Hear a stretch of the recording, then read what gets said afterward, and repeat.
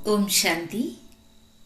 समस्तंक मनरे एही इच्छा थाए जे आमे जहाँ पढ़ुछंती, देखुछंती, शुणुछंती सेथिरे सब किछि स्पष्ट हेबा उचित। एहा मध्य सत्य।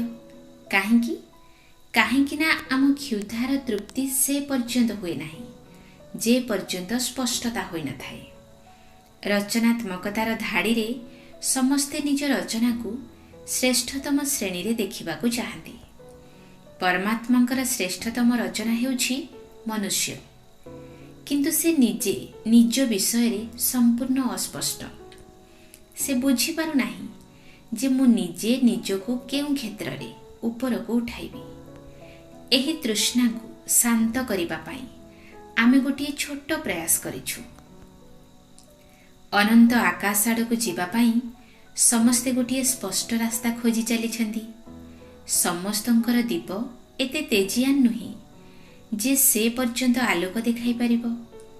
तेणु सेही गहनतम अंधकार को दूर करिबा पाई आमे समस्तंक पाखरे गोटिए बड़ दीप रखिबार चेष्टा करिछु, जहार आलोकरे से पर्यंत न पहुंची पारिले मध्य किछि रास्ता अतिक्रम करि परिबे।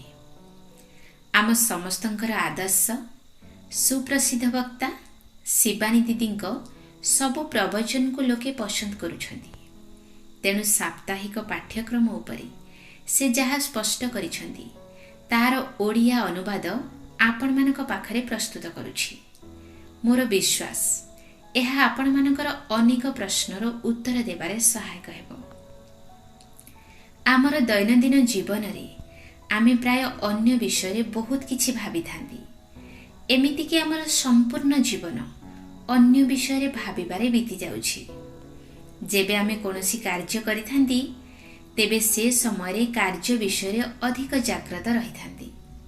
कार्य विषय रे अधिक चिंता करिबा द्वारा आमे निजे निजको कार्य भाबिबाकू लागंती। जेबे कि आमे कार्य ठारो अलगा कार्य कराइला वाला एक ऊर्जा अटे। सेही शक्ति को आमे जीवन शक्ति कहंती, जहा को आमे आत्मार नाम देइछंती। प्रथम अध्याय रे आत्मा विषय रे विस्तृत भावरे प्रश्न उत्तर माध्यम रे दिया जाइछि, जेउथिरे शिवानी दीदी को साक्षात्कार द्वारा किछि मूल्यवान प्रश्नर उत्तर पचरा जाइछि एवं तार सठिक उत्तर एथिरे विस्तार भावरे देइछंती। आपण माने एहाको ध्यान दे शुणंतु एवं पढ़ंतु।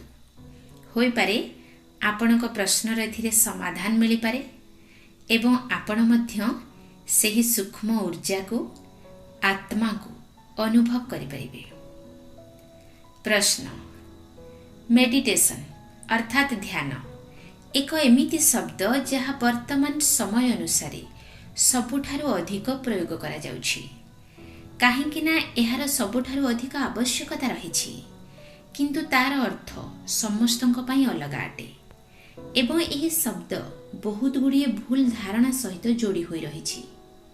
मेडिटेशन कौन? मो जीवन रे कौन मु एहाकु सहजरे प्रयोग करि परिबे? उत्तर। मेडिटेशन आसीछि लाटिन शब्द मेड्रिरु एवं मेड्रिर अर्थ हेउछि टू हील। एहा गोटिए क्षत जहाको हील करिबाकू हेबो, ठीक करिबाकू पड़िबो एवं एही समय रे आम मनर क्षत को ठीक करिबाकू हेबो। जेमिति कि आपण कहिले जे आजिकाली मेडिटेशन एक फैशन स्टेटमेंट होई जाइछि। मेडिटेशन करिबा पई हेले द्वंद्व रे पडुछंती जे मेडिटेशन रो केउ रास्ता ठीक अटे। तेणु आमे निजे निजको देखिबा जेउ ध्यान मु करूछि, एते समय देउछि, किंतु कौन मोर विधि ठीक अछि? तार प्रकृत फल तेबे जना पड़िबो जेबे मो भितरे स्थायी परिवर्तन हेबो।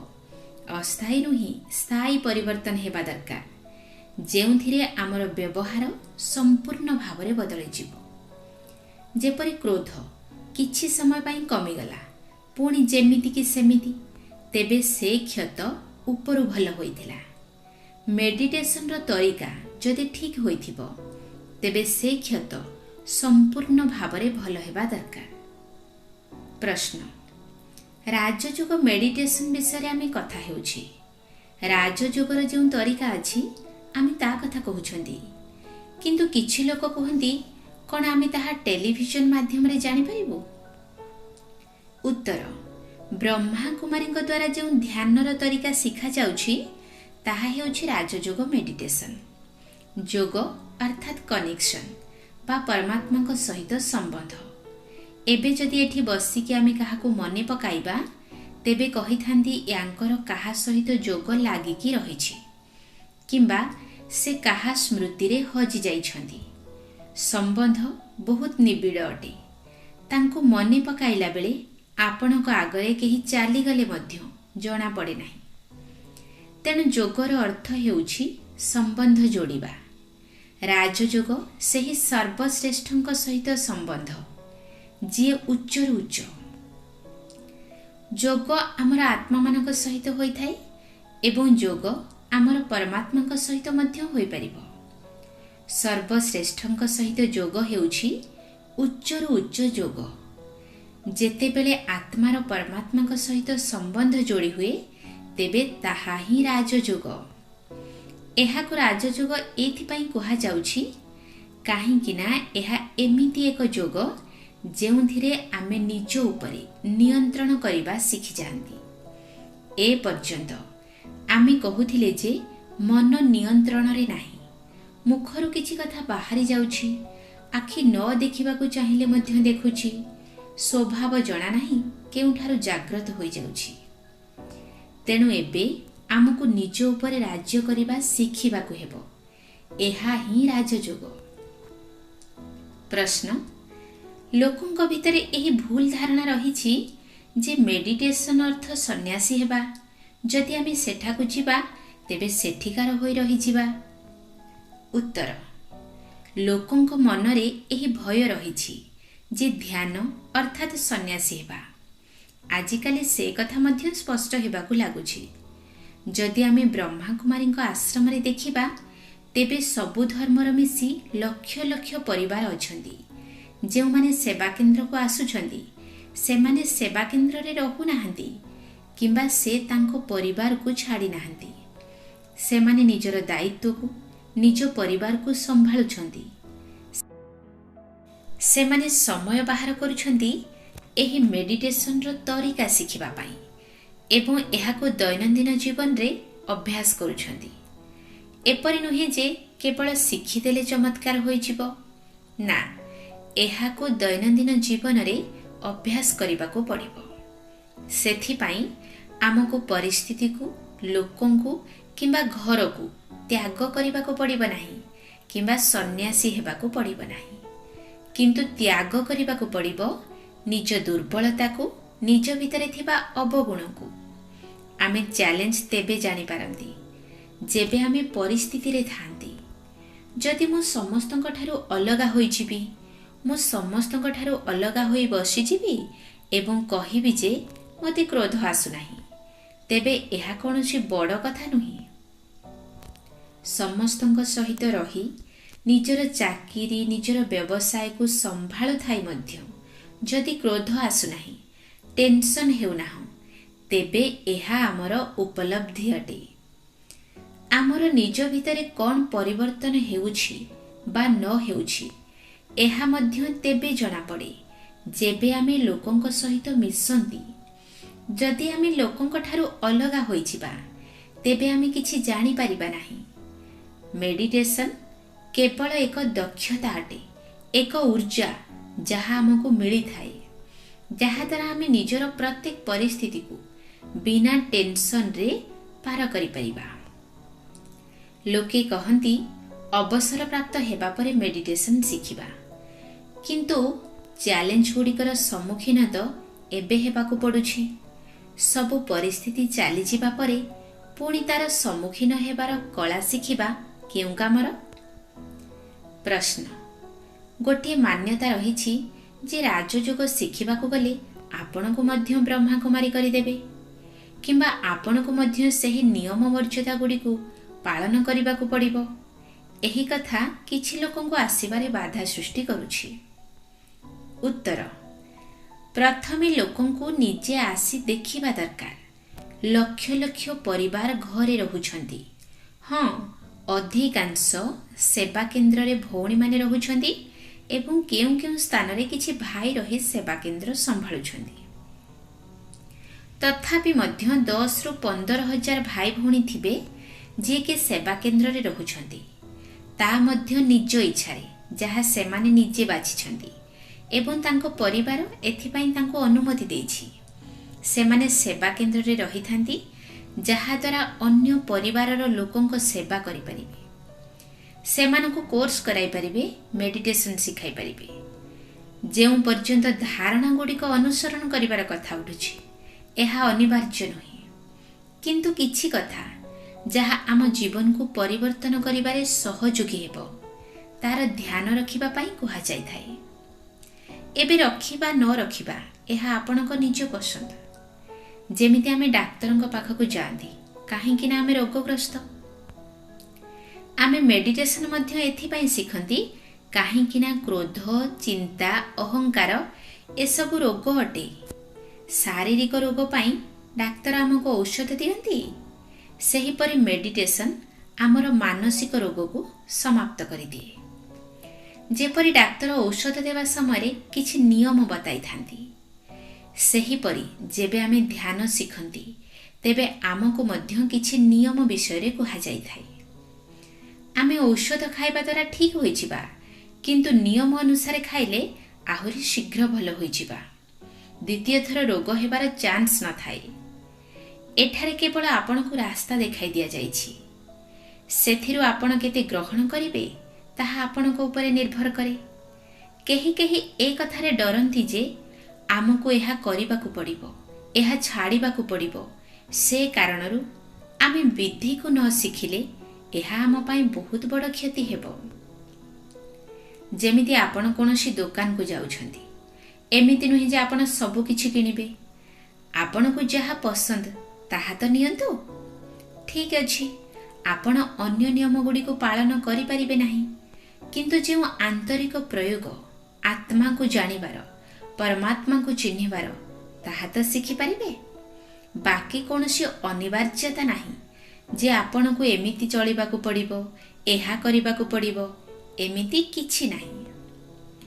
प्रश्न, मेडिटेशन केबे आरंभ करिबा उचित? केउं बयसर लोकंक पाई अधिक लाभदायक होई थाए? उत्तर, वर्तमान समय रे केउं बयसरु कष्टर आरंभ हेउछि? बाल्य अवस्थारु ना? जदि कष्ट आरंभ हेबा पूर्वरु ताकू ठीक करिबार तरीका शिखिबा तेबे कष्ट हेबो ही नाही। मेडिटेशन एमिति एक विधि, एहाकु जेते शीघ्र शिखिबो सेते सहज। छोट बेले मन केते कोमल होई थाए, पुणी बयसर वृद्धि हेबा सहित आमर मन मध्य एते फिक्स होई जाए, तेबे ताकू बदलाइबा पाई परिश्रम करिबाकू पड़े। हेबो, किंतु टिके चेष्टा करिबाकू पड़िबो। किंतु छोट बेले जदि एही तरीका मिली जिवो तेबे ताठारु भल आउ किछि नाही। स्कूल रे आमको शिखा जाइछि बाहरे कोन हेउछि, स्पेस रे कोन अछि, किंतु आम भीतरे कोन अछि एहा आमको केही कहि नाहंती। शिक्षार अर्थ आपणक भीतर जिनिस को बाहर को बाहर करिबा, किंतु वर्तमान समय रे आमी केवल बाहरर कथा गुडी को निज भीतरे भर्ती करूछे।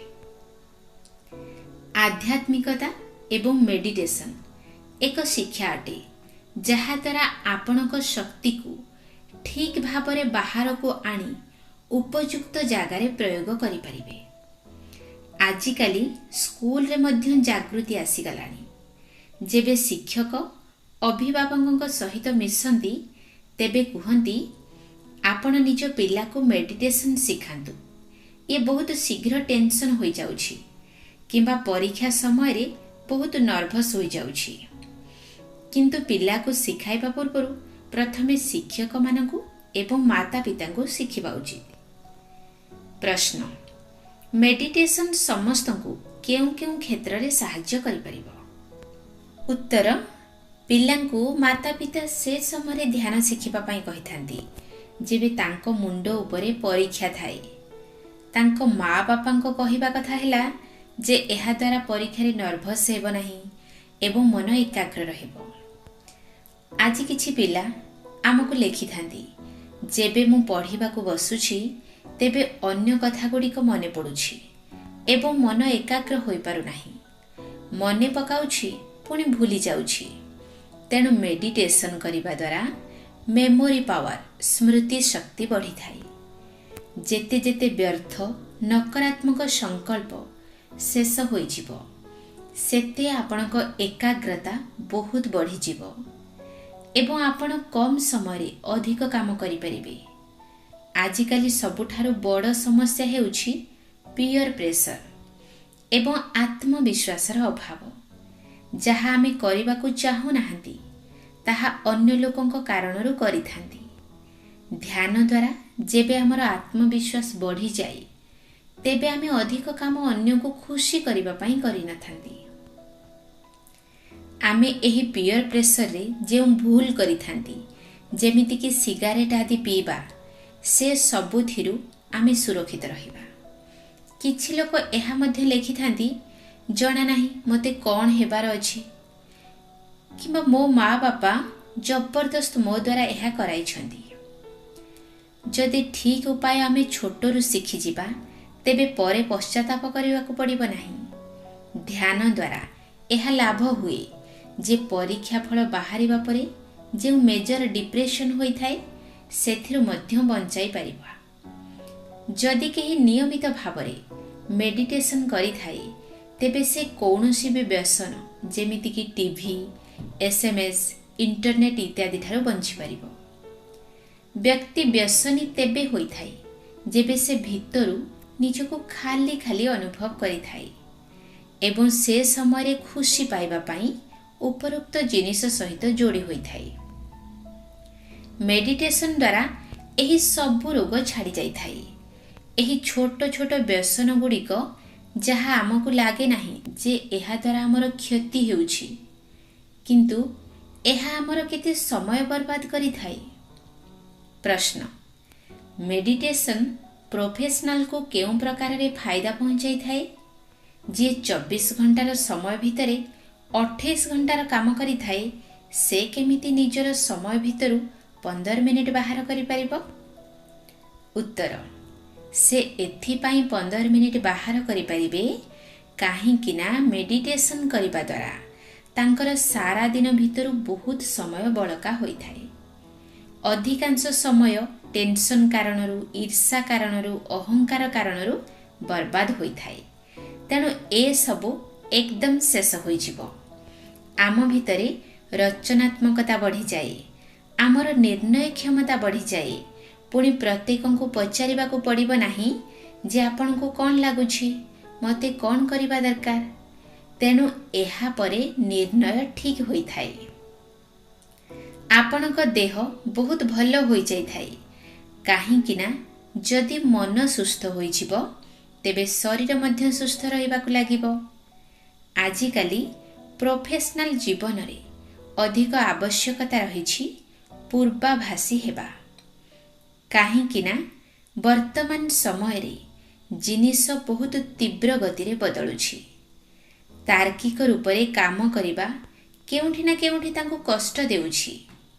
ଯେବେ ସେ ସବୁ ନକାରାତ୍ମକ ଓ ବ୍ୟର୍ଥ ସଂକଳ୍ପ ଚାଲିଯିବ, ତେବେ ମନ ଏକଦମ ଶାନ୍ତ ହୋଇଯିବ ଏବଂ ପବିତ୍ର ସଂକଳ୍ପ, ଉପଯୁକ୍ତ ସଂକଳ୍ପ ଜାଗ୍ରତ ହେବ। ମେଡିଟେସନ୍ ବିଚାରର ପ୍ରବନ୍ଧନ, ଯାହାଦ୍ୱାରା ଆଉ ସବୁ ପ୍ରବନ୍ଧନ ଯେମିତିକି ଚିନ୍ତା, କ୍ରୋଧ, ସମୟ ଆଦି ସ୍ୱତଃ ହୋଇଯିବ। ପ୍ରଶ୍ନ, ଆଜିର ପରିବେଶରେ ମୁଁ କିଏ ଏହା ଜାଣିବା ଏତେ ମହତ୍ୱପୂର୍ଣ୍ଣ କାହିଁକି ହୋଇଯାଇଛି? ଉତ୍ତର, କାହିଁକି ନା ଏକରେ ଆମେ ଏହା ବିଷୟରେ ବହୁତ ପଢ଼ିଛନ୍ତି ଏବଂ ଅନେକ ଦାର୍ଶନିକ, ସନ୍ନ୍ୟାସୀଙ୍କ ଠାରୁ ଶୁଣିଛନ୍ତି ଯେ ସବୁଠାରୁ ମହତ୍ୱପୂର୍ଣ୍ଣ ପ୍ରଶ୍ନ ହେଉଛି ମୁଁ କିଏ। ଯଦି ଆପଣ ଏହି ରହସ୍ୟର ସମାଧାନ କରିଦେବେ ଯେ ମୁଁ କିଏ, तेबे आपणक सबु समस्या समाप्त होइजिब। आपण किए एहा जानिबा ठारू बेसी महत्वपूर्ण हेउछि एहाको अनुभव करिबा। जेबे आमे एहाको अनुभव करिथांती तेबे आमर सबु समस्या सतरे दूरेई जाए। अधिकांश समस्या जहाँकि आजिर एही दुनिया रे रहिछि ताहा व्यक्तिगत स्तर रे हेउ किंबा व्यावसायिक स्तर रे हेउ किंबा वैश्विक स्तर रे हेउ, सबु एही कारणरू हेउछि सेमाने जानि नाहंती जे मु किए। जेउ दिन सेमाने बुझी जिबे एही सबु समस्या समाप्त होई जिवो। जे पर्यंत आमको निजर परिचय मिली नाही आमे अज्ञान निदरे सोईथांती एवं जेबे आमको निजर परिचय मिली जाए तेबे आमे जाग्रत अवस्था रे आसी जांती, जाहाकु कहा जाए तृतीय नेत्र खोलीगला, बुद्धि खोलीगला। आमे निजको न जानिबा द्वारा बाह्य जिनिस सहित निजको जोड़िकी देखंती जे मु एहा अटे। जे पर्यंत एही भूल परिचय आम पाखरे अछि से पर्यंत आमे अज्ञानतारे अछंती। आमे सबु किछि करूछंती, सबु अभिनय दायित्व पालन करूछंती, किंतु से किए जे एहा करूछि तार परिचय नाही। जेपरी गाड़ी चालुछि किंतु ड्राइवर जे कि एही गाड़ी चलाउछि तार परिचय नाही, तेणु होई पारे से गाड़ी ठीक भावरे चली न पारे। जीवन रे जेमिति केबे खुशी केबे चिंता, केबे दुख केबे कष्ट, केबे क्रोध अशांति आसुछि। जेबे कि तुमको यह पसंद नुही, मनर स्वास्थ्य खराब हेउछि, क्रोध बढ़ी चलीछि, अशांति बढ़ी चलीछि, तेबे एहाको काहेकि स्वीकार करिबा। जेपरि शरीर विषय रे आमे पूरा स्पष्ट जे ये सुस्थ ये असुस्थ ये रोगग्रस्त, किंतु मनर रोग को आमे स्वीकार करि नैछे जे एहा स्वाभाविक अटे। जेबे आमे एहाको अनुभव करिबा जे एहा रोग अटे तेबे आमे जाग्रत हेबा। सबुठारु बड़ समस्या हेउछि अहंकार। अहंकार रु ही एही सबु समस्या गुड़िक होइथाए, जेपरि क्रोध लोभ ईर्षा द्वेष आसीथाए। प्रश्न, अहंकार कौन अटे? आजिकाली एही मान्यता अछि जे अहंकार भल, एहा हमको आगे नेबारे साहाय्य करिथाए। उत्तर, निजर सत्य परिचय न हेबा कारणरू कौनसी अन्य व्यक्तित्व सहित निजे निजको जोड़ी नेबा एहा अहंकार अटे। मोह जदि कौनसी व्यक्ति सहित थिबो, वस्तु सहित थिबो, पोजिशन सहित, एमिति कि निजर विचार सहित जे मोर निर्णय ठीक अटे, तेबे निजर अस्तित्व को सेथिरे हजाई देइथांती। जदि मु काहा सहित जोड़ी होई जिबी जहा कि मोर सत्य स्वरूप नुही, तेबे परिवर्तन आसे। जदि से व्यक्ति दुखी होई थाए तेबे मु मध्य दुखी होई थाए। से हसिले मु हसी थाए, काहेकि ना मोर मोह रही थाए। जदि आपण कोनोसी जिनिस सहित जोड़ी होई रहिथिबे तेबे केउठी ना केउठी गोटे डर रहिबो जे एहा मो ठारू अलगा न हेउ, काहेकि ना आपण ताकू जाबुड़ी धरिछंती। तेबे सारा जीवन डर रे बीतिबो। सबुठारु बड़ डर हेउछि मोर किछि होई न जाऊ, काहेकि ना सबुठु अधिक मोह आमर निज सहित होई थाए। एबे पुणी थरे प्रश्न उठुछि जे मु किए? जेपरि आमे कहिथांती जे मोर मुंड बिंधा होछि, आजि काम कला बेले मोर हाथ कटिगला, तेबे मु कहिला बाला किए? मोर शरीर अटे ना मु शरीर अटे? तेणु जेहेतु एहा मोर शरीर तेबे मोर कहिला बाला अन्य केही अछि। जेमिति कोनसी ड्रेस जहा आमे पिंधि थांती ताहा आमे पिंधि थांती ताहा ड्रेस अटे, मो नुही। सेही भली एही शरीर मध्य मो नुही। एही शरीर रूपी ड्रेस मु धारण करिछि। मु हाथ ना मु सेही शक्ति जिए विचार करिथाए, जे मते एही हाथ द्वारा कौन करबाकू हेबो। तेणु सही शक्ति एवं मोर शरीर दुईटी अलगा जिनिस अटे। सबु कर्मेन्द्रिय गुड़िक निजे किछि करि नथांती, एहा जड़, किंतु मु शक्ति एहा निष्पत्ति नहीं थाए जे एहांक द्वारा कौन करबाकू हेबो। सबुठारु प्रथमे एहा अनुभव हेबा दरकार जे एही शरीर मोर वस्त्र एवं मु सही शक्ति अटे जिए एही वस्त्रर उपयोग करिथाए। मोर शरीर एक रोबोट भली जहाको नियंत्रित करिबा वाला ब्रेन एवं मु तार प्रोग्रामर अटे। जेबे एहा मोर मने पड़िबो जे मु एही शरीर को चलाइला वाला शक्ति अटे, तेबे मु एहा केबे कहिबि नाही जे मोर कर्मेन्द्रिय मन को मन काम करिथांती। सेही शक्ति को आमे आध्यात्मिक भाषा रे आत्मा कहिथांती। आम शरीर को किछि होई गले आमको लागे आमको किछि होई गला, किंतु मु ठीक थाए। आजी पर्यंत आमे एहा बुझिथिले जे मते आघात लागि थाए, किंतु आमे एहा भूली जाइछंती जे मु सही चेतन शक्ति आत्मा अटे। ता व्यतीत आउ जहा भी आमे निजको भाबी थांती ताहा भूल अटे। आत्मा को सर्वप्रथमे शरीर मिली थाए, पुणी शरीर को नाम मिली थाए, तेणु अटैचमेंट होई थाए। राजयोग द्वारा आमे यह अनुभूति करि पारंती जे मो आत्मा अटे, मो शक्ति अटे, मो पावर अटे, मो एनर्जी अटे, मो एही शरीर नुही।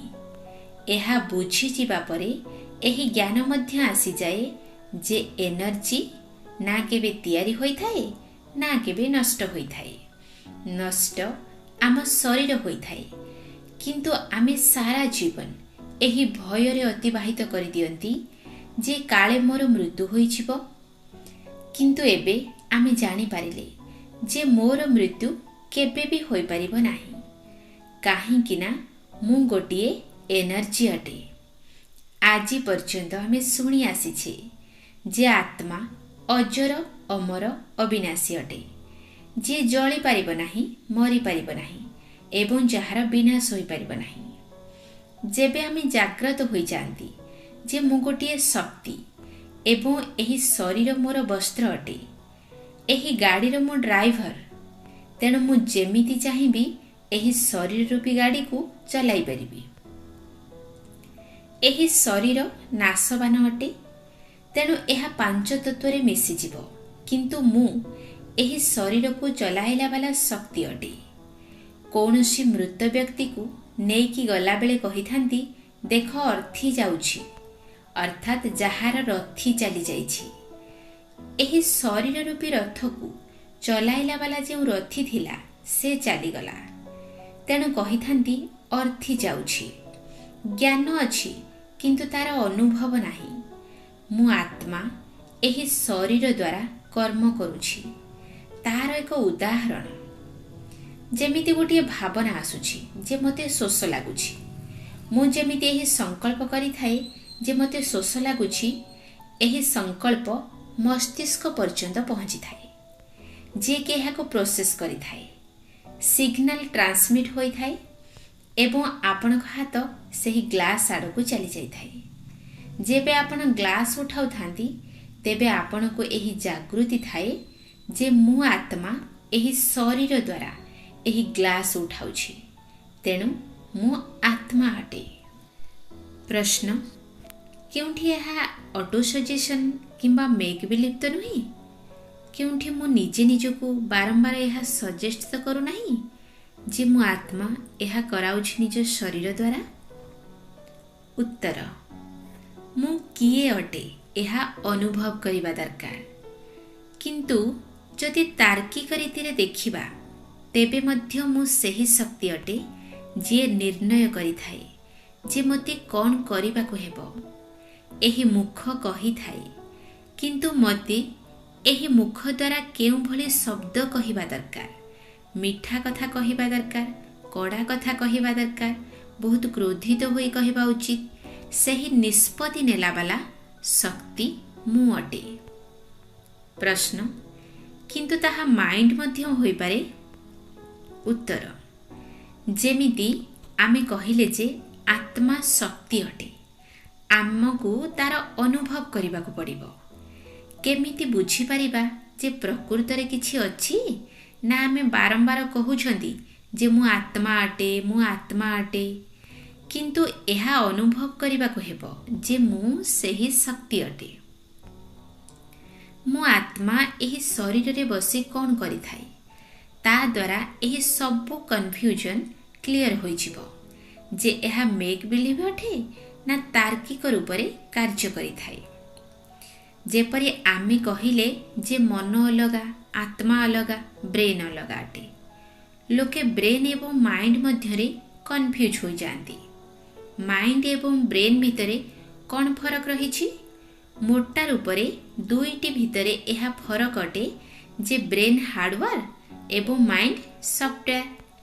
आमे ब्रेन रो चित्र देखाई परिबा किंतु आमे कहि परिबा नाही जे सेथिरे मन केउठी अछि।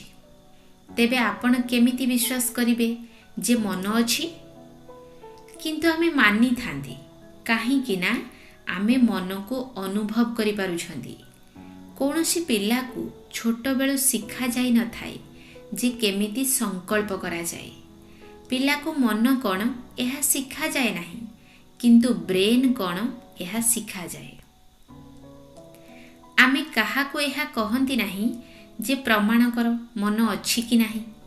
आमको प्रमाण काहेकि दरकार नाही काहेकि ना आमे ताको अनुभव करूछंती।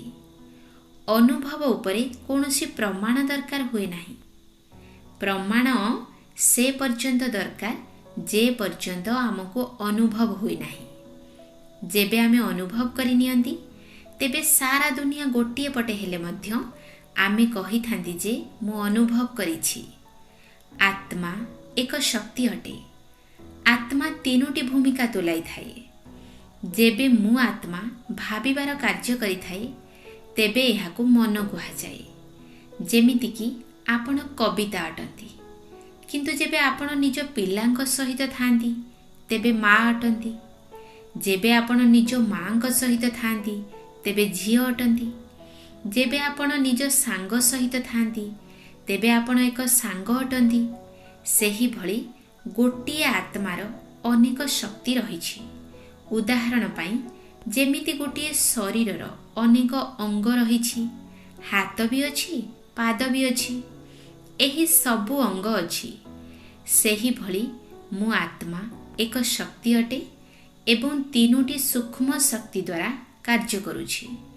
तीनोटी भूमिका मु थर थर की करि थाए।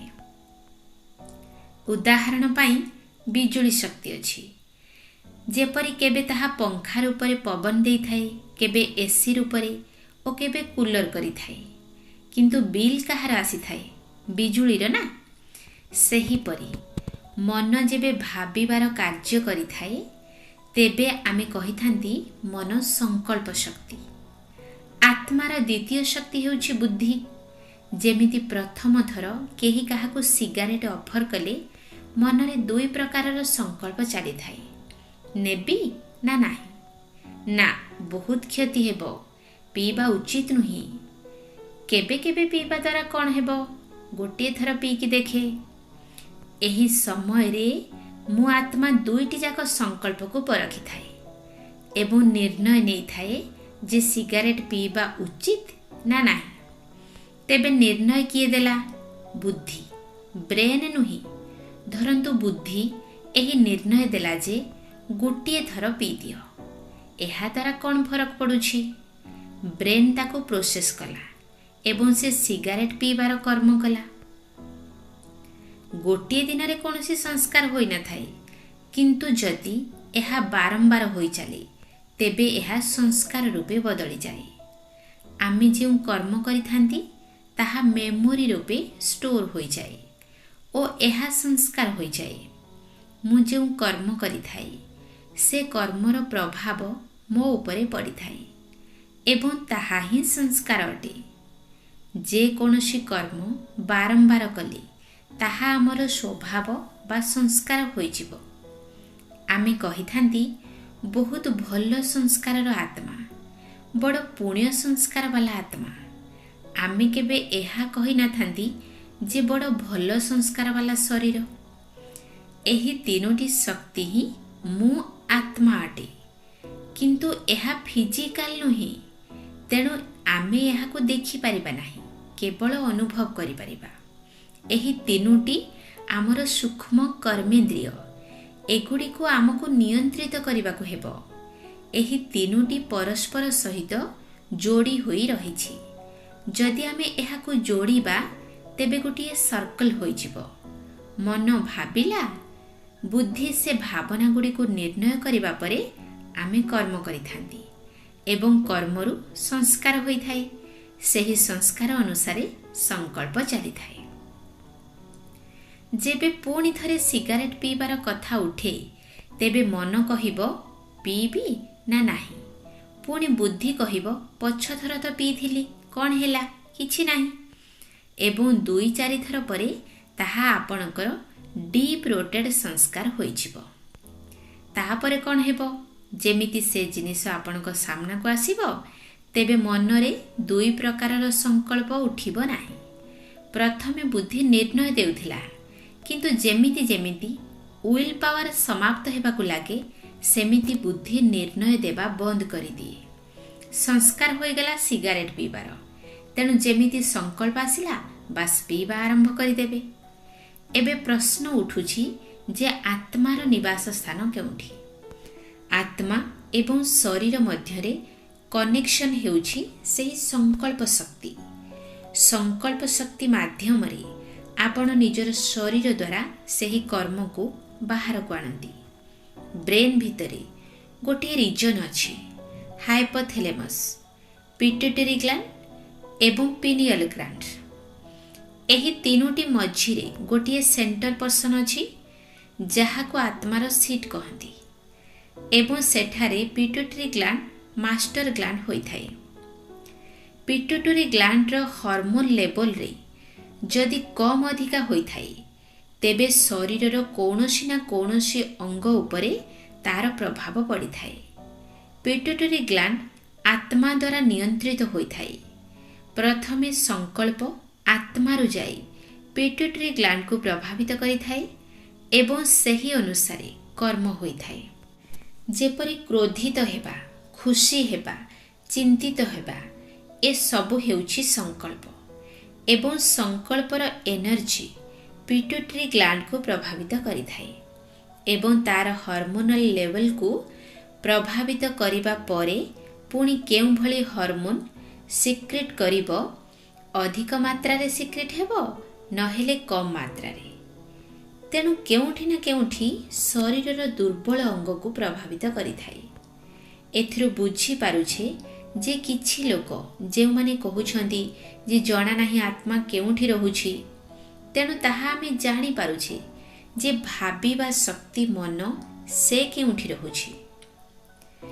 ଯେତେ ଆପଣ ଏହି ଶରୀରରୁ ଅଲଗା ହୋଇଥାନ୍ତି ଏବଂ ଏନର୍ଜି ବିଲକୁଲ ଭ୍ରୁକୁଟି ମଝିରେ ଫୋକସ୍ କରନ୍ତି, ତେବେ ଆପଣଙ୍କୁ ଲାଗିଥାଏ ଯେମିତି ଏହି ଶରୀର ଆଉ ନାହିଁ, ଯେମିତି ଏହି ଶରୀର ବିଲକୁଲ ହାଲୁକା ହୋଇଯାଇଛି।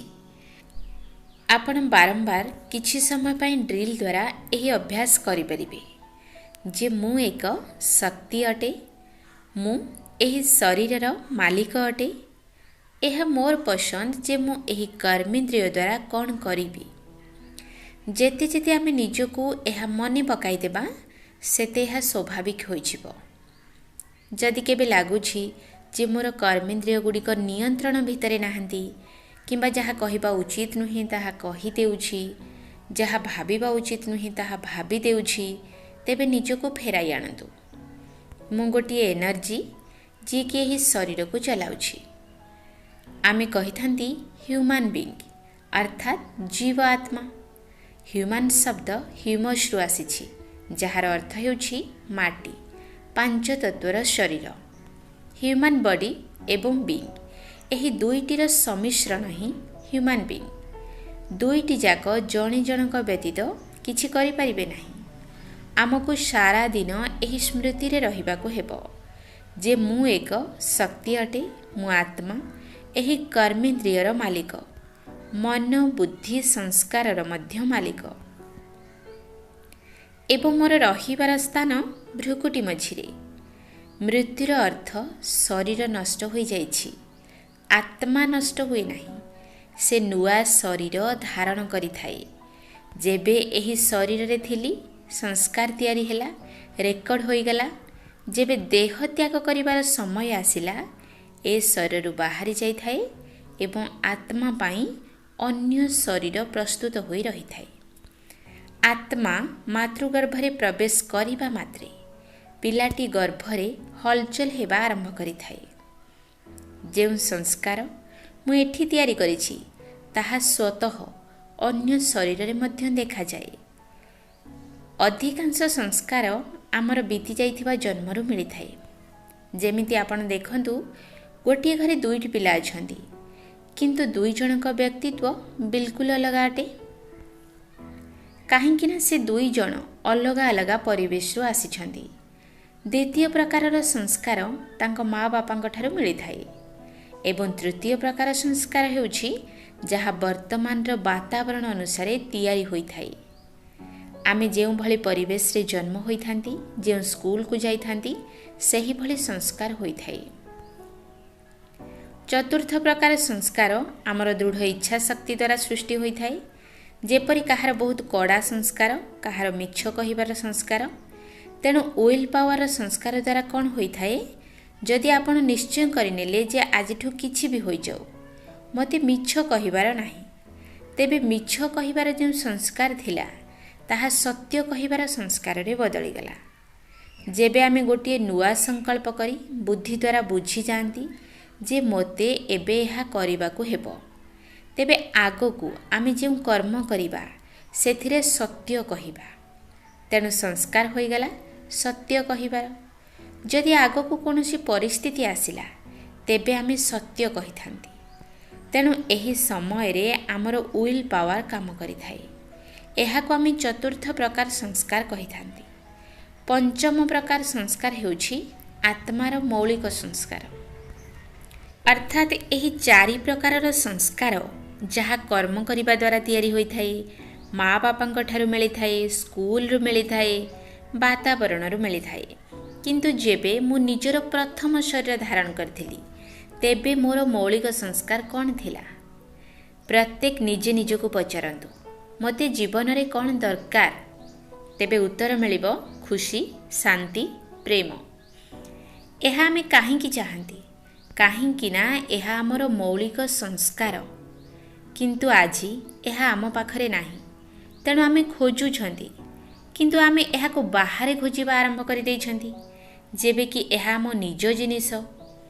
ସର୍ବପ୍ରଥମେ ଆମେ ନିଜେ ନିଜକୁ ପଚାରିବା ଯେ ମୋର ମୌଳିକ ସଂସ୍କାର କ'ଣ?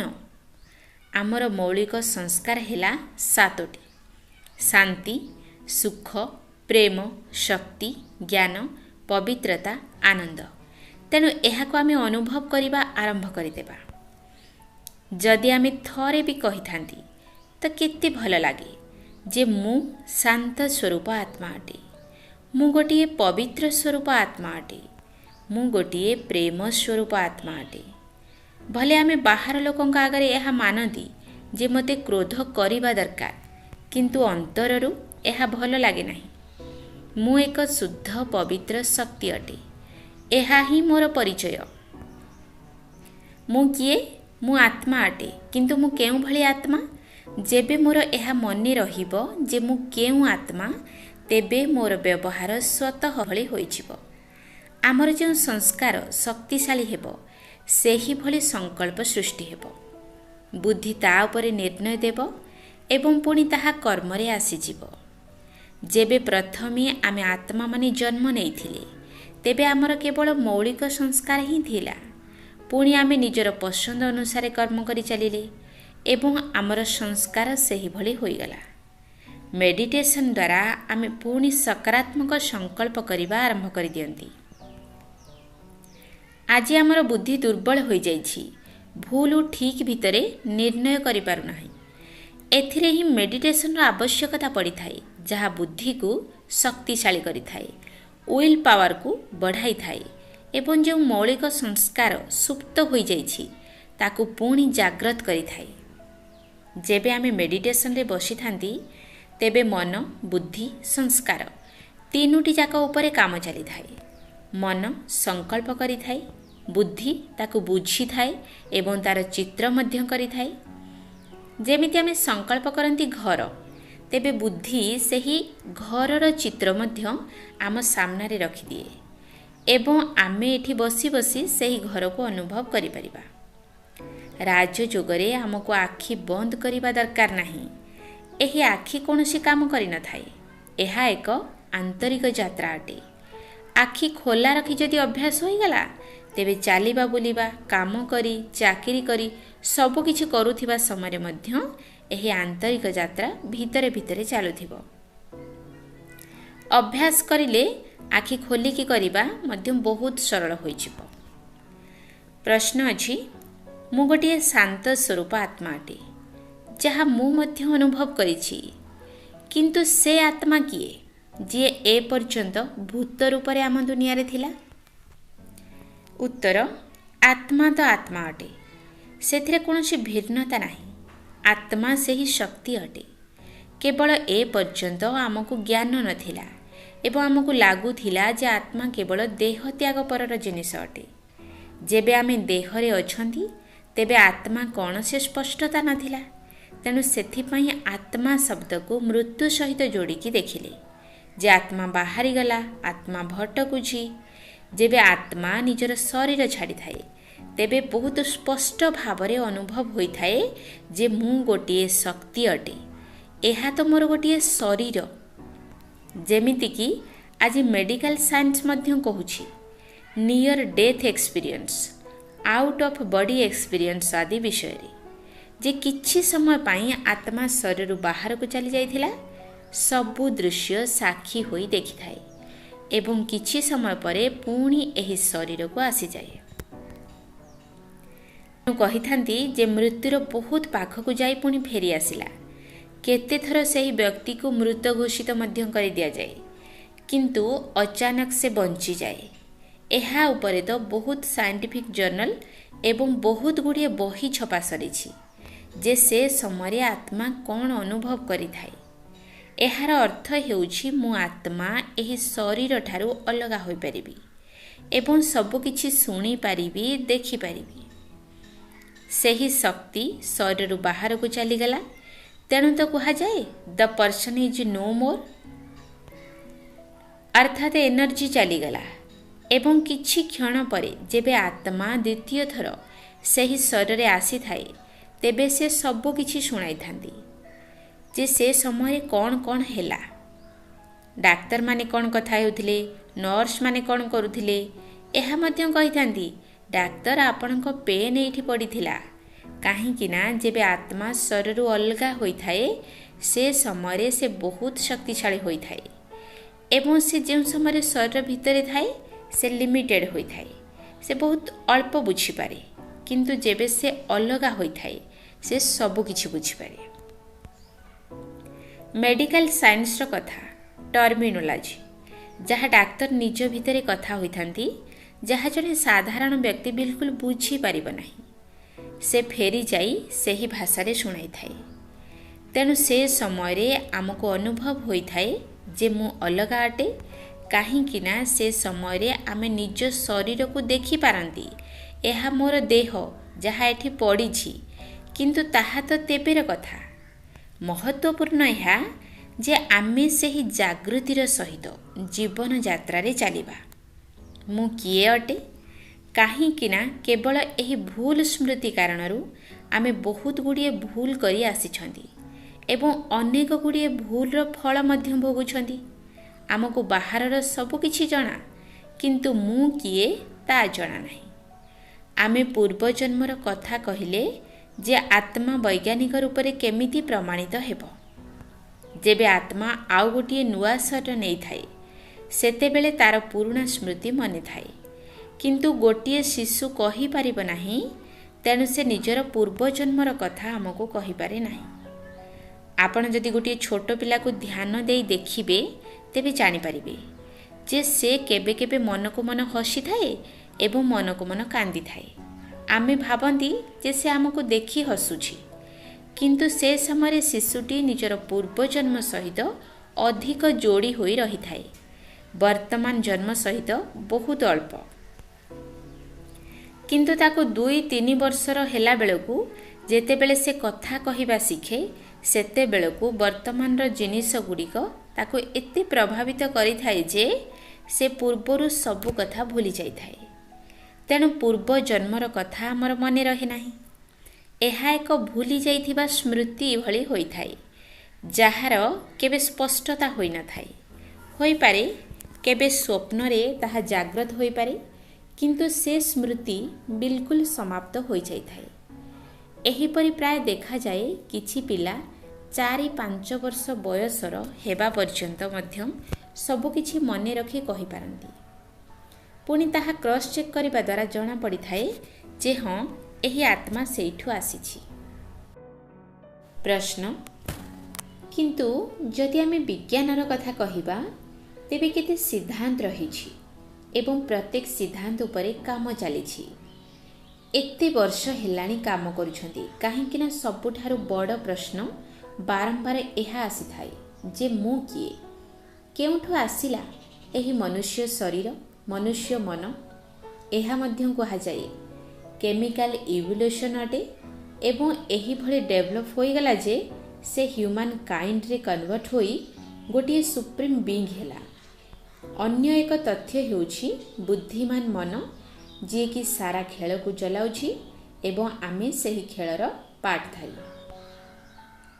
उत्तर, एहा भल जे आमे सबु जिनिस को जानिबा पढ़िबा, किंतु ता ठारु भल जे आमे ताहा निज उपरे प्रयोग करिबा। नहेले सूचना तो बहुत रहिछि, तेणु सेथि पई आमे एहा को बिलीफ सिस्टम कहंती। इवोल्यूशन थ्योरी एहा मध्य एक बिलीफ सिस्टम अटे, जहा को आजि विज्ञान मध्य चैलेंज कर देउछि, काहेकि ना ताहा ए पर्यंत संपूर्ण भावरे प्रमाणित होई नाही। तेणु ए सबु जिनिस एक थ्योरी अटे, एक बिलीफ सिस्टम अटे। ताहा निज पाई प्रयोग करी देखंतु। आजिकाली आउ गोटे विधि रहिछि जहा को उपचार पाई प्रयोग करा जाए, पास्ट लाइफ रिग्रेशन। एहा एक हीलिंग प्रोसेस अटे। जदि कहीं पर्सनालिटी डिसऑर्डर अछि जेउथिरे किछि जिनिस बहुत अधिक कष्ट देई थाए, तेणु आपण मनोवैज्ञानिक पाखकु जाआंती। मनोवैज्ञानिक नियम बताई थांती, उपचार करि थांती, पुणी मध्य आमे ठीक होई न थांती। तेणु केबे केबे सम्मोहन हिप्नोटिज्म र तरीका ग्रहण करि थांती।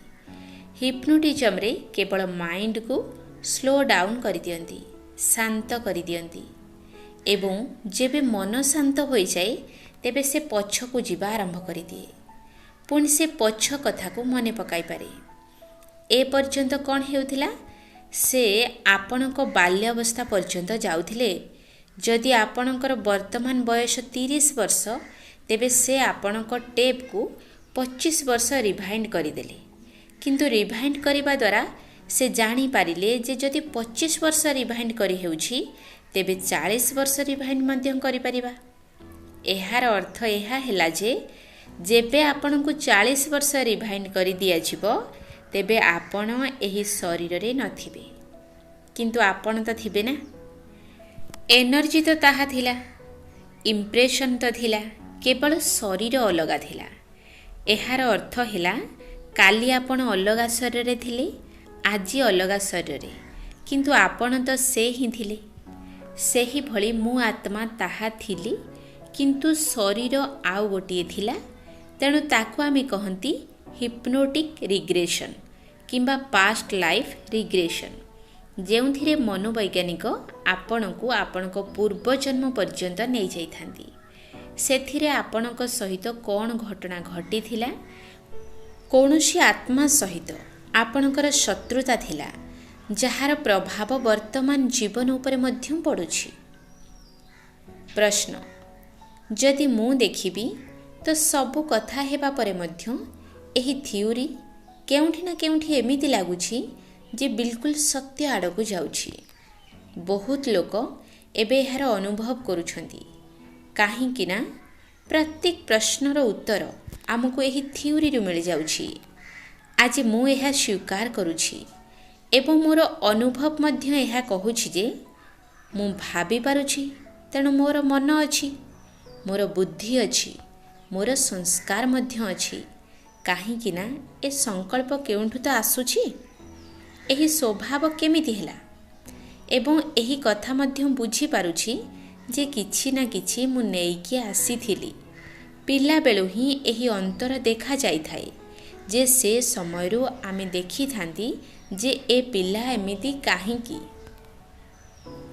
एबे कथा उठुछि एही पूरा सूचना, सत्यता, अनुभव, स्वीकार्यता ए सबु आम जीवन रे केउं भली सहाय्यकारी होई परिबो। उत्तर आपण देखंतु आत्मा शब्द ए पर्यंत हमकु जणा थिला। जेबे आमे कोनोसी सत्संग को जाउथिले तेबे आमे शुणुथिले जे आत्मा अछि, एहा मध्य शुणिथिबा जे आपण आत्मा मु आत्मा, किंतु ताहा सेही सत्संग पर्यंत ही रहुथिला। जेमिति ही बाहर को आसिली मु डाक्तर, मु इंजीनियर, मु स्त्री, मु माँ, आमको सबू मन रहे, केवल गोटे कथा मन रहे नहीं जे मु आत्मा अटे।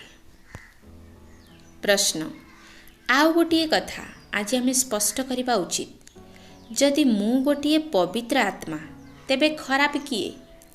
उत्तर कह जाए आत्मा निर्लेप अटे, ता उपरे कौनसी लेप छेप लगे नहीं, अर्थात दाग लगे नहीं, किंतु सबुकिछि तो आत्मा अटे।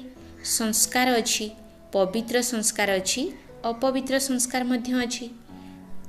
आमे समस्ते निजर वास्तविक स्वरूप रे पवित्र थिले, समस्ते एका भली थिले। उदाहरण आमे 5 जण धला शाढ़ी पिंधि ट्रेन रे चढ़िले। जेतेबेले आमे चढ़िले बा यात्रा आरंभ कले तेबे आम समस्तंकर पोशाक संपूर्ण धड़ा थिला, आइडेंटिकल लागुथिला। किंतु जेतेबेले ओल्हाइले 2 दिनर यात्रा परे तेबे समस्तंकर शाढ़ी मैला होई जाइछि। केउंठी केउंठी हेला, केमिति हेला, ए सबु निज निजर अलग अलग अनुभव हेबो। आपण यह एक्सेप्ट करि परिबे नाही जे समस्तंकर गोटे जगार मैला होइथिबो यात्रा काल रे, काहेकि ना समस्तंकर अनुभव अलग अलग। एबे जेतेबेले से 5 जण तळको ओल्हाइले एवं आपण तांको देखुछंदी, जदि आपण जानि नाहंती तेबे आपण एहा कहिबे जे एही धला शाढ़ी रे थिबा कला दाग ए शाढ़ीर डिजाइन अटे, ए शाढ़ी एते भल नुहे। जदि जानी थिबे तेबे कहिबे एहा पूरा धला शाढ़ी, एहा तो केवल ता उपरे लागिथिबा छोटिया दाग अटे जहा छाड़ी जीवो। सबुठारु प्रथमे एहा आवश्यक जे आपण एहाको ठीक दृष्टिकोण रे देखंतु। एक रे आपण ताको शाढ़ीर डिजाइन भाबी देले एवं द्वितीय रे आपण बुझी पारिले जे एहा संपूर्ण धला शाढ़ी एवं एही दाग परे लागिछि। सेही परी जेबे आमे जणे जनक सहित मिशंती तो कुहंती ये तो भारी रागी, ये एही परी, से सेही परी, तेबे आमे काहाको देखुछंती? आमे भाबी थांती जे ये एही परी अटंती, तेबे आम दृष्टिकोण तांको प्रति केमिति हेबो? जेते आमे से दाग उपरे फोकस करिबा से दाग आहुरी गाढ़ा होई जिवो एवं ओरिजिनल होई जिवो, से रीइनफोर्स होई जाई थाए, काहेकि ना आमे बारंबार ताको सही संकल्प देई चलंती। एबे ज्ञान आधार रे जेबे आमे काहा सहित मिशंती तेबे भाबी थांती जे इए मध्य एक शुद्ध आत्मा। टिके क्रोध आसिला तेबे किछि कथा नाही, किंतु इए किए अटंती एहा महत्वपूर्ण कथा अटे। तेणु मु आपणको एही दृष्टिकोण रे देखिबी जे आपण मध्य एक पवित्र शक्ति अटंती। एमिति नुहे जे इए तो बहुत महान अटंती, मु यांको सामना रे किछि नुहे, किंबा इए तो एही भली। आपण ତାଙ୍କୁ ସେମିତି ହିଁ ଭାବୁଛନ୍ତି ଯେମିତି ସେ ଅଛନ୍ତି, କିନ୍ତୁ ତାହା ଉପରେ ଲାଗିଥିବା ଛୋଟିଆ ଦାଗ ଏହା ଏତେ ଅରିଜିନାଲ ସଂସ୍କାର ନୁହେଁ। ତେଣୁ ଏବେ ଆମେ ସମସ୍ତଙ୍କୁ ଅରିଜିନାଲ ସଂସ୍କାରର ଲେବୁଲରେ ଦେଖିବା ଆରମ୍ଭ କରିଦେବା। ତେବେ ଆମେ ତାଙ୍କୁ ପ୍ରକୃତ ସମ୍ମାନ ଦେଇଥାନ୍ତି। କିନ୍ତୁ ଯେବେ ବି ଆମେ କାହା ସହିତ ମିଶନ୍ତି ତେବେ କହିବା ଆବଶ୍ୟକ ନାହିଁ ଯେ ଆପଣ ଶାନ୍ତ ସ୍ୱରୂପ ଆତ୍ମା ଅଟନ୍ତି। ଏହା କେବଳ ଏକ ସଂକଳ୍ପ। ସେ ଯାହା ଅଟନ୍ତି ତାଙ୍କୁ ସେହି ସ୍ୱରୂପରେ ଦେଖନ୍ତୁ, ଯାହା ସେ ହୋଇଯାଇଛନ୍ତି ଯାତ୍ରା କାଳରେ ସେ ସ୍ୱରୂପରେ ଦେଖନ୍ତୁ ନାହିଁ। ତେଣୁ ଯେତେ ଆପଣ ତାଙ୍କୁ ଓରିଜିନାଲ ସ୍ୱରୂପରେ ଦେଖିବେ ଯେ ଇଏ ମଧ୍ୟ ଶାନ୍ତ ସ୍ୱରୂପ ଆତ୍ମା, ତେବେ କେଉଁ ସଂକଳ୍ପ ଯିବ? ସକାରାତ୍ମକ ସଂକଳ୍ପ। ସେହି ଶାନ୍ତି ଏବଂ ଯାହା ତାଙ୍କର ଓରିଜିନାଲ ସଂସ୍କାର ତାହା ମଧ୍ୟ ତାଙ୍କ ଭିତରେ ଜାଗ୍ରତ ହେବା ଆରମ୍ଭ ହୋଇଯିବ। କିନ୍ତୁ ଏହା ତେବେ ହେବ ଯେବେ ଆମେ ପ୍ରଥମେ ନିଜ ପାଇଁ କ୍ରିଏଟ୍ କରିବା। ଯେବେ ଆମେ ପ୍ରଥମେ ଭାବିବା ଯେ ମୁଁ ଏକ ପବିତ୍ର ଶକ୍ତି ଅଟେ, ତେବେ ମୋର ମନେ ପଡ଼ିବ ଯେ ଆପଣ ମଧ୍ୟ ତାହା ଅଟନ୍ତି। ଏହାକୁ ଆମେ କହନ୍ତି ସୋଲ୍ କନସିୟସନେସ୍। ସୋଲ୍ କନସିୟସନେସ୍ କ'ଣ ଅଟେ? ଏହା ହେଉଛି ମୁଁ କ'ଣ, ମୁଁ କିଏ ଅଟେ। ତେଣୁ ପ୍ରତ୍ୟେକ ଥର ଯାହା ଆମର ସଂକଳ୍ପ, ନିର୍ଣ୍ଣୟ ଏବଂ କର୍ମ ହେବ ତାହା ଆମର କନସିୟସନେସ୍ ଉପରେ ଆଧାରିତ ହୋଇଥାଏ। ସେହି ସମୟରେ ଆମକୁ କ'ଣ ମନେ ରହେ ଯେ ମୁଁ କିଏ ଅଟେ? ଯେଉଁଭଳି ଆପଣଙ୍କ କନସିୟସନେସ୍ ହେବ ସେହିଭଳି ଆପଣଙ୍କ ସଂକଳ୍ପ, ନିର୍ଣ୍ଣୟ ଏବଂ କର୍ମ ହେବ। ଯେମିତି ଜଣେ ଡାକ୍ତରଙ୍କ ସାମ୍ନାକୁ ଅପରେସନ୍ ଥିଏଟରରେ ଜଣେ ରୋଗୀକୁ ଅଣାଯାଇଛି। ତେଣୁ ସେ ସମୟରେ ତାଙ୍କୁ ଜାଗୃତି ଆସିଯାଏ ଯେ ମୁଁ ଜଣେ ଡାକ୍ତର ଅଟେ। ଏହି ଜାଗୃତି ସେହି ସବୁ ଜ୍ଞାନକୁ ବାହାରକୁ ଆଣିଥାଏ ଯାହା ଜଣେ ଡାକ୍ତରଙ୍କ ପାଖରେ ହେବା ଉଚିତ। ଯଦି କୌଣସି କାରଣବଶତଃ ସେ ଏହା ଭୁଲି ଯାଆନ୍ତି ଯେ ମୁଁ ଜଣେ ଡାକ୍ତର, ସେ ଡାକ୍ତର ତାଙ୍କ ଭିତରେ ସବୁ ଜ୍ଞାନ ଅଛି କିନ୍ତୁ ଚେତନା ନାହିଁ। ଯଦି ତାଙ୍କୁ କୁହାଯିବ ଏହା କରନ୍ତୁ, ଆପଣ ଏହାକୁ ବଞ୍ଚାଇ ପାରିବେ, ତେବେ ସେ କହିବେ ଯେ ମୋତେ ଏହା ଜଣା ନାହିଁ, ଏହା ମୁଁ କରିପାରିବି ନାହିଁ। ଚେତନା ନଥିବାରୁ ସେହି ଜ୍ଞାନକୁ କାର୍ଯ୍ୟରେ ଲଗାଇ ପାରିବେ ନାହିଁ ଯାହା ମାଇଣ୍ଡରେ ଷ୍ଟୋର ହୋଇ ରହିଛି। କେବେ କେବେ ରୋଗୀକୁ ଦେଖିବା ମାତ୍ରେ ଡାକ୍ତରଙ୍କୁ ଚେତନତା ଆସେ ଯେ ମୁଁ ଜଣେ ଡାକ୍ତର। ଅପରେସନ୍ କରିବା ଆରମ୍ଭ କରିଦିଅନ୍ତି। ଅଚାନକ ଦେଖିଲେ ସାମ୍ନାରେ ଯେଉଁ ରୋଗୀ ଅଛି ସେ ମୋ ପୁଅ। ତେଣୁ ସେ ସମୟରେ କ'ଣ ଚେତନତା ହୋଇଯିବ ଯେ ମୁଁ ଜଣେ ବାପା ଅଟେ। ସବୁ ସ୍ମୃତି ଏବଂ ମୋହ ଜାଗ୍ରତ ହୋଇଯିବ। ପୁଣି ସେ ଅପରେସନ୍ କରିପାରିବେ ନାହିଁ। ତାଙ୍କ ହାତ ଧରିବାକୁ ଲାଗିବ, ତାଙ୍କ ବ୍ୟବହାର ବଦଳିଯିବ। ପ୍ରତ୍ୟେକ ପାଦରେ ମୋର ବ୍ୟବହାର ମୋର ଚେତନତା ଆଧାରରେ ବଦଳିଥାଏ। ପ୍ରଶ୍ନ, ଏହାର ଅର୍ଥ ଆମେ ଆମର ହଜିଯାଇଥିବା ସ୍ମୃତି ସହିତ ବଞ୍ଚୁଛନ୍ତି? ଉତ୍ତର, ହଁ, ବିଲକୁଲ। ଯେମିତି ଆପଣ କହିଲେ ଯେ ଏହା କୌଣସି କଳ୍ପନା ନୁହେଁ, ମୁଁ ଏକ ଶାନ୍ତ ସ୍ୱରୂପ ଆତ୍ମା ଅଟେ। କିନ୍ତୁ ଏହା ସତ୍ୟ, ଏହା ବାସ୍ତବିକତା ଅଟେ ଯାହା ଆମେ ଭୁଲି ଯାଇଥିଲେ। ଯେମିତି ସେ ଡାକ୍ତର ଭୁଲି ଯାଇଥିଲେ, କିନ୍ତୁ ସେ ଜଣେ ଡାକ୍ତର ନା, କଳ୍ପନା ତ ନୁହେଁ ନା। ସେହିଭଳି ମୁଁ ଶାନ୍ତ ସ୍ୱରୂପ ଅଟେ ଏବଂ ଯେମିତି ମୁଁ ମନେ ପକାଇବାକୁ ଚେଷ୍ଟା କରିବି ସବୁକିଛି ତୁରନ୍ତ ମନେ ପଡ଼ିଯିବ। ବାରମ୍ବାର ତାକୁ ରିପିଟ୍ କରିବା ଦ୍ୱାରା ସେହି ସଂସ୍କାର ଜାଗ୍ରତ ହୋଇଯିବ ଯେ ମୁଁ କିଏ, ଆପଣ କିଏ। ଏହି ଦୁଇଟି କଥା ଯଦି ସାରା ଦିନ ଆମର ମନେ ରହିବ ତେବେ ଆମ ଜୀବନ ବହୁତ ସହଜ ସରଳ ହୋଇଯିବ। ପିତା ପୁତ୍ରର ସମ୍ବନ୍ଧକୁ ଦେଖିବା। ବାପା ଭାବିଥାନ୍ତି ମୁଁ ଏହି ପିଲାର ବାପା, ତେଣୁ ମୁଁ ଯାହା କହିବି ତାହା ତାକୁ କରିବାକୁ ପଡ଼ିବ। ତେଣୁ ଯୁକ୍ତିତର୍କ କରିବା ଆରମ୍ଭ ହୋଇଯାଏ। କିନ୍ତୁ ସେଇଠି ଯଦି ଆମେ ଆମର ଚେତନତାକୁ ପରିବର୍ତ୍ତନ କରିଦେବା ଯେ ମୁଁ ଗୋଟିଏ ପବିତ୍ର ଆତ୍ମା ଅଟେ, ତେବେ ସଂକଳ୍ପ ମଧ୍ୟ କ'ଣ ହୋଇଯିବ ଯେ ସେ ବି ଜଣେ ପବିତ୍ର ଆତ୍ମା। ତେଣୁ ତାଙ୍କ ସଂକଳ୍ପ ଏବଂ ନିର୍ଣ୍ଣୟ ମଧ୍ୟ ଉଚିତ ହେବ। ପୁଣି କୌଣସି ଯୁକ୍ତିତର୍କ ହେବ ନାହିଁ, କାହିଁକି ନା ଉଭୟ ନିଜର ଅହଙ୍କାରକୁ ଧରିକି ବସିନାହାନ୍ତି। ପ୍ରଶ୍ନ, ପ୍ରକୃତରେ आमे यह भाविबा उचित जे जदिও से मोर संतान अटे किंतु शरीरर संतान एवं तार निजर अलगा परिचय अछि। प्रकृत रे आमे यह भाविबा उचित जे जदिও से मोर संतान अटे किंतु शरीरर संतान एवं तार निजर अलगा परिचय अछि। उत्तर हाँ, से मध्य जणे आत्मा अटे जे कि अभिनय करिबा पई आसीछि। आत्म अभिमानर अर्थ हेउछि सारा दिन यह मने रखिबा जे मु हेउछि गोटिए पवित्र आत्मा एवं एही अभिनय करुछि। तेणु जहाँ भी रोल होइथिबो सेथिरे मोर संपत्ति तो रहिबा दरकार। जणे भल अभिनेता भली जदि से जणे बहुत भल अभिनेता से जेउ अभिनय करू, जणे चाकरर अभिनय करू किंबा राजार, किंतु तार यह मने रहिबो जे मु जणे भल अभिनेता। जदि से भूली जीवो जे मु जणे अभिनेता तेबे से भलरे अभिनय करि परिबो नाही। सेही भली मु गोटिए पवित्र आत्मा अटे। एबे भले मु चेयरमैन अटे, माँ अटे, स्त्री अटे, एहार यथार्थता नाही। एबे सेही पवित्रता एवं शांति वाला संस्कार चेयरमैन भितरे मध्य देखा जिबा उचित। मार व्यवहार रे मध्य प्रत्येकଙ୍କ भितरे देखा जिबा दरकार।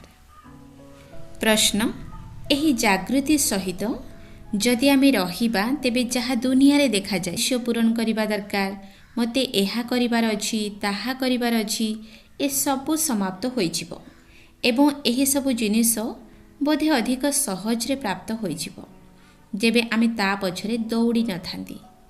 कुहा जाए जे सफलता पछरे आपण दौड़िले सफलता आपणक ठारू दूर को चली जिवो। जदि एहाकु बुझी आमे से सबु को छाड़ी देबा तेबे आम पई सबु किछि सहज होई जिवो। उत्तर, से जिनिस आमे तेबे छाड़ी परिबा जेबे आमे एहा भाबिबा जे मु ताहा नुहे।